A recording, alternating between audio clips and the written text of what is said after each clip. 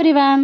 అయ్యప్ప దీక్షలో ప్రధానమైనది మన దీక్షకి వేసుకున్న రోజు, అలాగే ఇరుముడి రోజు కూడా చాలా ఇంపార్టెంట్ కదా! ఇక్కడ ఒక్కొక్క ప్రాంతంలో ఒక్కొక్కలాగా ఇరుముడి అయితే గాని, మాల వేయడం అయితే గాని జరుగుతదనమాట. విజయవాడ పాత శివాలయంలో అయితే గనక జరిగే ప్రొసీజర్ చెప్తున్నాను నేను.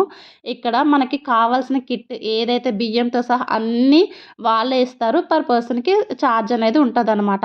ఈ ఇరుముడి మా స్వామికి ఎంతో ఇష్టమైన మురళీ నంబూదిరి గారైతే గనక చేయించారు. అది దాన్ని చాలా ఇష్టంగా మా స్వామి ఏంటంటే ఏదో దేవుడు కరుణించినట్టే ఫీల్ అయిపోతా ఉన్నాడనమాట.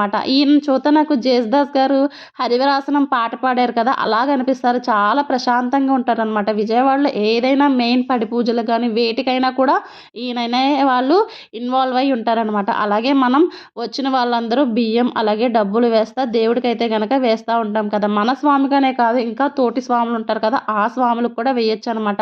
రోజు ఇలాగ నెంబర్